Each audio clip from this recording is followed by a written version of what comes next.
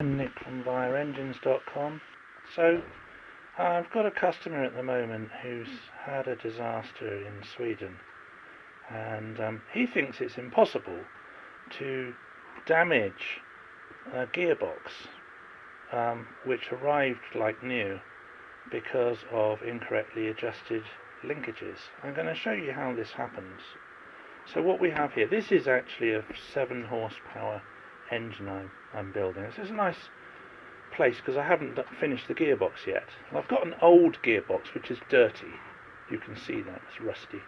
But it's for 12 horsepower. You can see that because it's got the bigger gear on the back. This is forward clutch and that is reverse gear. You will see in a second how it all rotates. I'll explain how the hydraulic action brings it together so it bites, and if you don't allow the gear stick to move fully, what happens is the oil is dragging the gears around instead of a metal to metal lock, and if the oil is dragging it around it will overheat, boil, and you'll get grinding. So we'll have a look at this in a minute and we can turn it round.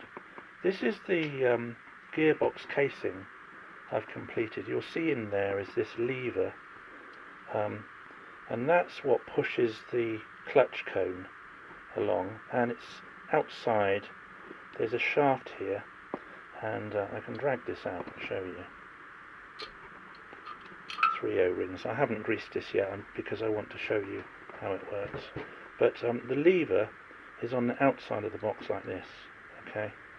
And then there is a pin which goes through here to hold the two together. Now that one is, when you see it from the top of the engine, you're looking down like this. So this is a Vire 6, very similar. And the lever goes forward or reverse, and the middle is neutral, okay? So I'll explain what happens. Or inside the box, the lever in neutral is downwards, and then when you select forward gear, this wheel, which is made of bronze, goes backwards, and when you pull the gear stick back for reverse, the wheel is moving forwards, okay? So just bear that in mind, and we'll look at what happens with the gears. So it's always on the right hand side. So when you put your gear stick in forward gear, it is doing this, yeah, and backwards like that. So forward gear is located between the two ends of this moving part. This is called the clutch cone. You see, I can just slide this forwards and backwards, and it actually goes on a spiral like a screw thread. It's not a straight shaft it sits on. I'll show you that in a minute. And it's got a cone on either end, and the two gears, which are constantly being turned in different directions, they spin on the shaft, but the cone is attached to the prop shaft with this spiraled axle, so it cannot turn far, just about a quarter turn on its spiral, okay? Now when you move this for forward gear, you're moving this back, and you have to imagine that the oil level is about here. So before it touches metal to metal, which would damage it, the oil is in between. And because the oil has a viscosity, it starts to drag the shaft around with it, and this means that the engine which is running doesn't meet with the prop shaft which is stopped, because if it did suddenly, the engine would stop, and we don't want this. What we want is to gradually speed up the prop shaft and then have a metal to metal connection. And when we're changing speed of the propeller, it's the hydraulic oil which is trapped between this face here and the corresponding face inside this gear wheel. So because this is fluid and it's only for a fraction of a second, it's like the slipping of a clutch plate in a car. So as it's moving towards, the oil allows it to slip, which means it doesn't suddenly move the propeller from 0 RPM to match the engine RPM. It gradually starts moving up and you get a nice smooth engagement. And then what happens because of this spiral is the the clutch cone, this moving sliding part, is then drawn in hard, metal to metal, against this, because the torque of the engine is going one way and the propeller is resisting it in the water the other, and this spiral inside, I'll show you, it draws it together. Now what's happened, I think, is that he's allowed the forward gear to be selected so that the cone is nearly touching, okay, and that means you've got the hydraulic oil, and it starts to make the propeller turn and the boat will go along. But because the remote control has stopped the lever moving all the way, it is not able to then get drawn together without the oil in between and make a hard metal connection which doesn't get hot. So if you allow this oil to be doing the connection, the oil is going to get hot and boil, and then what will happen is if you do have a meeting of the two faces, because there is no cooling, it will weld and damage and grind it down, and he has metal filings in the gearbox now, which is very, very sad, but it's always from the same reason. Either the pump shaft has leaked water through here. This is a stainless steel one, that's why it's covered, but the original design wasn't stainless, and they allowed water to leak in from a pressurized pump, and then that would change the oil from good oil to oil mixed with water, which boils, and then when you're engaging the clutch, the water boils, so you get this damage because it's not protected by good oil, and also because the water is probably corrosive, it rusts the parts together. Now he hasn't got that, his oil is good, and that's because the engine had stainless steel pump shaft. So if you have metal in the bottom of the engine, it can only be one cause, which is the clutch has been grinding, and the only way the clutch can grind is if this engagement is not quick and is not at low speed. Now he says he never revved the engine in neutral, he always waited for the gear shift to move and then the revs, which is fine, but the question is, how far did it move? Did it move enough? So if it only moved to here, the oil would be dragged round and there would be a slight scraping of the cone. But if it was allowed to move all the way, and you see there is a slack here, so it's designed to do this, so when the clutch is being pushed this way, as it gets sucked without the lever moving, it can go the whole way. Okay, now I'll show you the insides, and then finally I will show you how to prove this in your boat with the engine running and how to set up your morse. So there are some other parts which I'm not showing. Actually, let's do the fun bit, which is rotating this. So what happens is your crankshaft is turning, the pump shaft, we call this, is connected through a dog drive into the crankshaft. Okay, so when the engine is running, this pump shaft is always turning, and those two gears are always turning the same direction as the engine. Now on the back of the engine, this is forward gear. I don't want to confuse you, but that's forward gear. That is always meshed here. But in reverse there is a gap between the pinion and the gear wheel, okay, or clutch wheel. So that's the reverse clutch wheel. You see it's not touching, it's not being driven, and that's because in the gearbox there is this idler gear, and it sits between the two like this. Okay, you'll see there is a space in the gearbox for it here, so it actually sits there on this complicated little spigot, and the effect of it is it reverses the direction. So I'll now demonstrate this for you. If I turn this handle clockwise, okay, you can see I'm going clockwise, and you see the direction now is being changed to anti-clockwise on this this forward clutch gear, which is in the back. Now that is why Vire engines need a right hand propeller, not a left hand, because even though the engine goes clockwise, the direction is reversed in forward gear. And then if we put this idle gear in position and hold it, you'll see what it's doing now is one gear is going clockwise, the other gear is going anti-clockwise. So when the engine is running, both of those sets of gears are always turning. They never stop until the engine stops, okay? So this is different to a car, where you engage one gear at a time. With this hydraulic gearbox, as they call it, valve used in the Vires, both sets of gears are constantly turning. The question is, which of the two clutches is engaging it to the prop shaft? Okay. So if I show you now, if we move this, this is in neutral, but as soon as I push this cone towards the back, it engages, you see?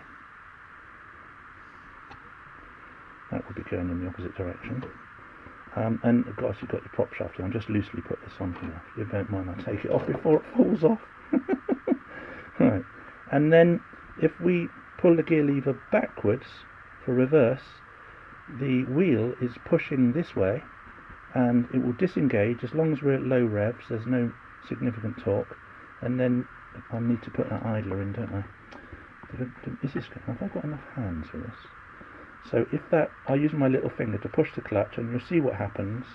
If the clutch is pushed forwards, yeah, like that, there, now it engages the prop shaft to that front gear, which puts it in reverse. And if you look now, the engine is still going clockwise, but the prop shaft is going clockwise.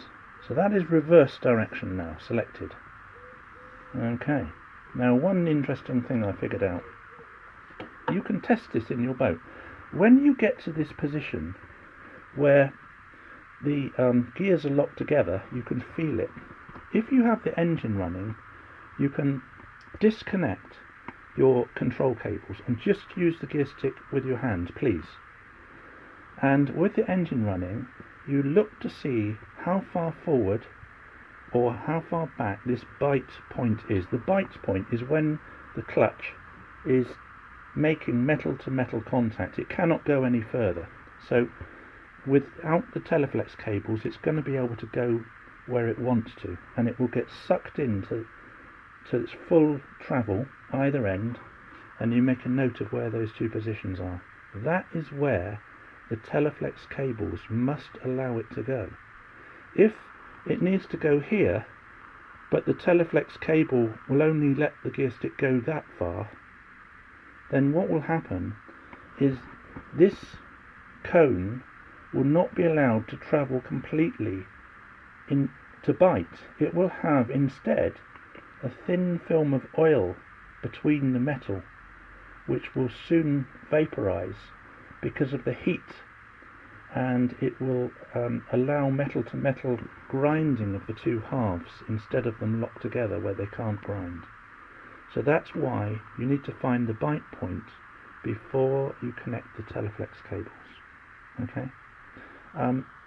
Anyway, I will show you how this works inside the gear set. This is called the main shaft or prop shaft. That is called the input shaft or pump shaft, okay, because it drives the pump. So with all gearboxes you have an input shaft, which means the engine is turning that, and then the output shaft is what is going to the wheels of the car, or in this case the prop shaft. So I call it, it's easy for me, I say pump shaft, prop shaft. Let's have a look what's inside. So I've got some more units here which I've taken the bearings out of, so it's easy to show you this spiral part in the middle.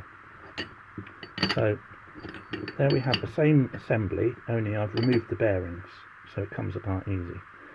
And you have this part called the clutch cone, and it does not spin, it's on a spiral. Look at that. Ah, this is the secret of the design, and I'll show you why. You have to understand dynamic screwing forces, because the engine is always turning faster, or trying to turn the propeller faster, so it uses this screw to send the clutch cone down to the end selected. It's just such a beautiful design. I'll show you. Now, you can see this cone is damaged. So this, even after cleaning up, had pitting from some previous rust. Probably the engine was left for years in salt air. So that is never going to be used again. So it's just for demo, okay? Don't worry, I don't build engines with these. The good ones I keep indoors, and I'll have a whole set here which is dust free and corrosion free in this box I use. And the new parts, they are up in the office. So these are the old parts, and some are in the bin, like this one, and you can see here evidence of scarring. You can run your nail there and there's grooves. Now this particular one, I'm pretty sure it came out of a working engine. It didn't have a problem with forward and reverse, but I would never put that in your engine if I'm selling you an engine, because it's got obvious grooves, and if it's not a flat polished surface, then it's not going to be so good at dissipating the heat. If you accidentally rev the engine when you're putting it in gear, you don't want any high and low points. So this is the quality. Another rejected part here, this is the selector wheel, which is on the end of that gear stick. Even though that's bronze, you see all these indentations. So this has been caused by the Morse controls forcing the wheel to constantly push against the clutch instead of allowing the clutch to draw itself on with the spiral, and that is wearing out. So that will never go in an engine of mine. I have brand new wheels fitted. So this is all careful stuff. Now I'll actually explain how it works. So you have, we know, the pump shaft is driving when the engine is running. Both of these wheels are spinning constantly, but in different directions. Yeah, you saw that. So imagine that, and all we need to do is get this clutch near enough to either of the driven wheels so that the oil will drag the clutch in the direction it's turning. So let's remove this spiral for a minute and you'll see. So let's say we are going forwards, okay, the pump shaft is turning that way, so this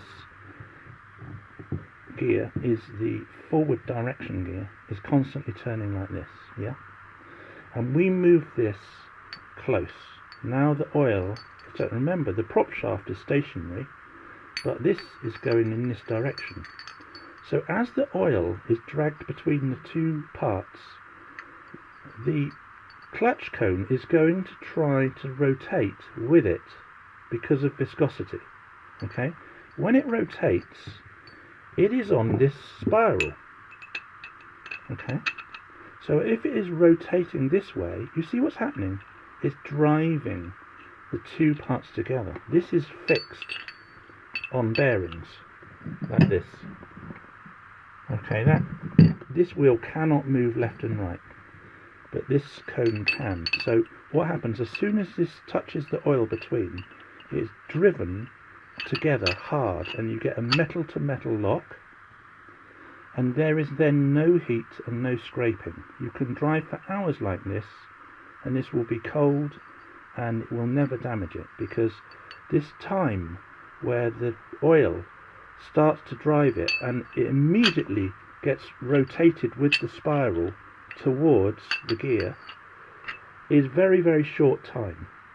And if you've got oil, and this is always rotating, so there's always oil all over this, then it's never going to boil the oil, and the surface is nice and flat, so it cannot weld and damage.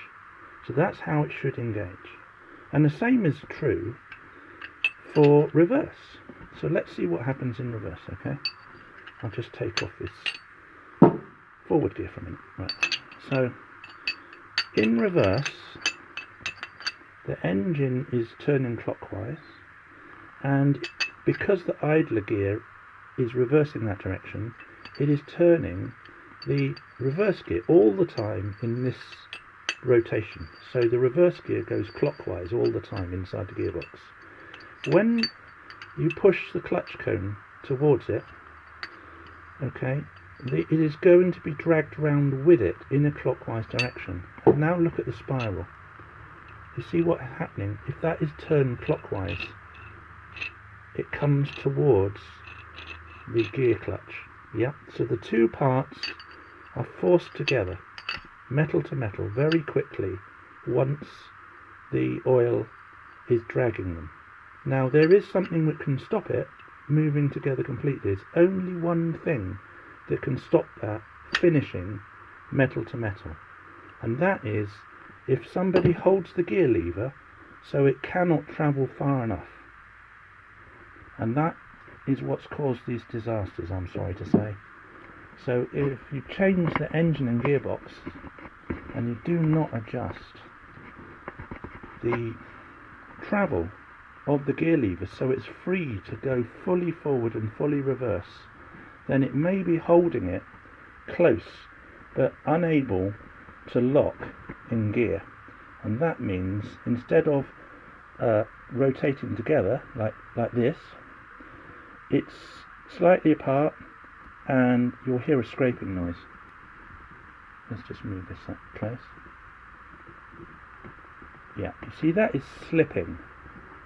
Yeah, I've got it close, but it's slipping, and that will burn out. You see, every time I turn this wheel, it's trying to move this prop shaft. Okay, that is because there is some oil here. See the oil? But what happens when that oil burns out is it goes metal to metal, and then it will be grinding. So this is possible to destroy the clutch or on any hydraulic clutch inboard engine, and I understand most small engines all have the same kind of design. A lot of people call them Hurst gearboxes.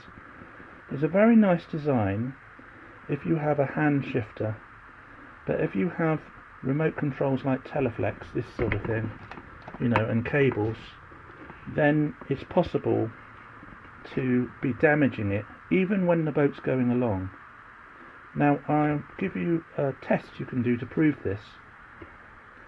So let's say you have your engine running in the boat.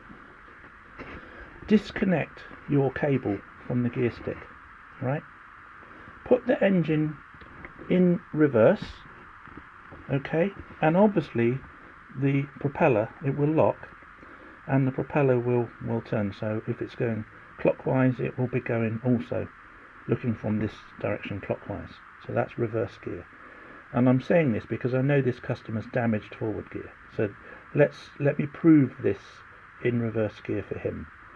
Now, what he needs to do is just move this forward gradually, and he will find, even though the engine is going at the same speed, when he moves this slightly forward, it will go slower, and it will be turning slowly, not the same speed as before, and it won't stop. Now, this point you are endangering the clutch, so don't do it for long, just maybe a few seconds, because what is happening is the oil between the two faces is dragging and slipping, okay, which is why this is going slower. So you might think that because the boat is going forwards, or backwards in this case, that you have got a safe gear stick position, but it's not true. It's only when you have the gear stick in neutral that this should be stopped. But as you get close, this will start moving slowly, and then a little bit more, it will suddenly lock, and it will stay locked until you take the revs off and knock it out into neutral. So if you don't believe me this effect is happening inside, you can demonstrate it for yourself on your engine. You will see when it's locked in gear, if you just nudge the gear towards neutral gradually, that the prop shaft will not go at the same speed, it will not stop, it will start going slowly, and that means your clutch is in danger. So if it has been running like this for a long time, or the revs have been high, obviously it's going to do a lot of damage, and that is what's happened with this customer. I hope he can understand this now. I'll just show you some of the quality that I put into these, because I never build bad engines. And so this is my workshop, and as I say, I have all of these gears stored which could be reused. I have a bin where I throw away stuff. I'm always throwing away old bearings. Anything which is slightly imperfect goes in the bin. And then I will show you up in the office where I keep the really clean stuff. Welcome to my office where I keep all of the clean parts boxed. I don't want dust or dirt. All my bearings. I have brand new gears in here which have never been used.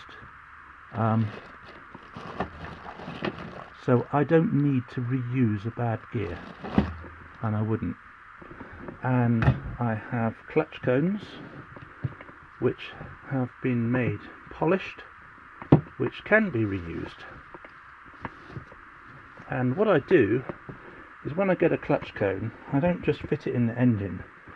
I get the actual corresponding gear wheel in my hand and I put them together, and I feel how good the grip is. And if it's not a good grip, and I use blue to check, you'll see the blue lines on these there. So I put these blue lines, and they have to have an even bite. So I'll put new blue, and if it's a good match, I know it's going to last, because it will have a good surface area contact. So this is what we do. Now the oil, I'm using 80W90, which is what the manual says. If you use a thinner oil, it is going to cause a problem, because the viscosity is what starts the two halves moving round, and a thinner oil will boil faster. You don't want that. Yeah, we're back in the workshop. So I'm just saying, stick to what the manual says about oil viscosity. The only reason to make the oil thinner is if you are in a very cold, freezing environment, maybe the winter in Canada or the winter in Sweden or something like this. But in the summer, the temperature of the oil, as it increases, it gets thinner, and then when it is at the critical point, trying to protect this clutch face, if it's too thin, it will boil, unless you're very, very careful to have the engine running slowly and make sure that the engagement is nice and quick, but not sudden. Like, you don't want to make a big bang when you change gear, just sort of smooth and good. So let's have a look at the manual for the oil grades. This is the Danish manual here. Interesting here, there's a section in the manual, page 21 of this Danish manual. Most frequent mistakes: gearbox, too much coil, sticking gear. This is what the customer has. Gear lever wrongly adjusted remote control, or wrong gearbox oil. Note: above 10, always 140 oil. That's interesting. So if you're in a freezing country, you can use the thinner oil. But they say 140. I think the other manuals are slightly different. Yeah, so we have here the gearbox should be 85 to 140 grade, and if it's exceptionally cold, SAE 90. So it's anywhere in that range is okay for most European countries, but you don't want a thinner oil like a 60 grade, because this would boil too quick, I would say. But anyway, we've seen it in black and white there. Most frequent mistakes: gearbox, sticking gear, gear lever wrongly adjusted, remote control.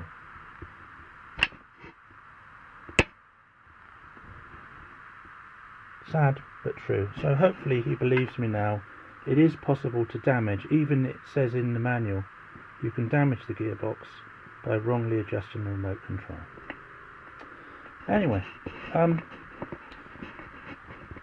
just to show you a few other things I do. When I do the pump shafts, I don't just put stainless steel on.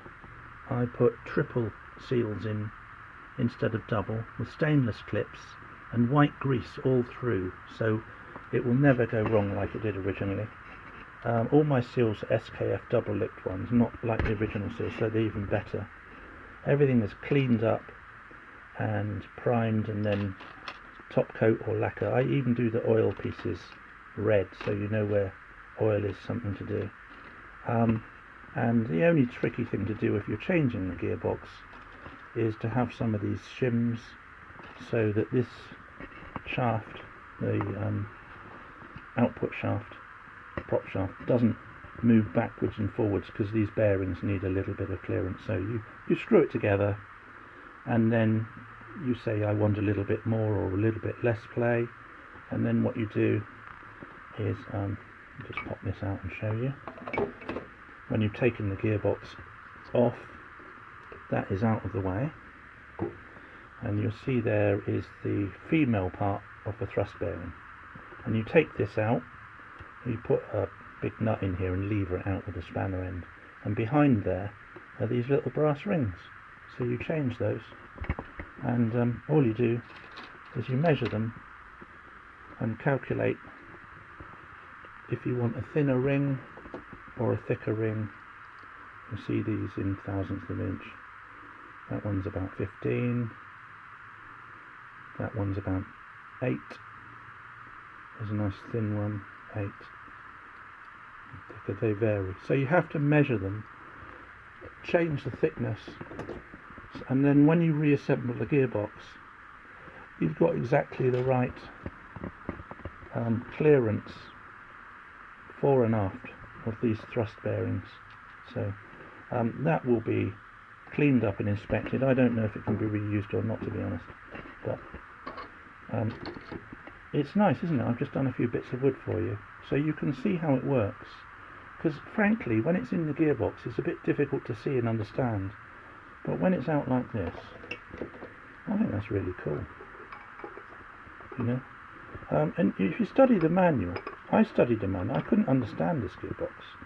It's only when I realised the significance of the spiral I understood it. You can't see the spiral, can you, unless you take this apart. And then later I realised the significance of the oil starting to speed up the prop shaft before it locked together, so that there wouldn't be a sudden change in load on the engine, and there wouldn't be a big build-up of heat either. So it's a clever design, but it has to be used properly. So anyway, thank you for listening, and do support me with my online shop, because I'm supporting all of you. I hope you enjoyed this video. Incidentally, if you're interested about this engine, somebody's got a 1938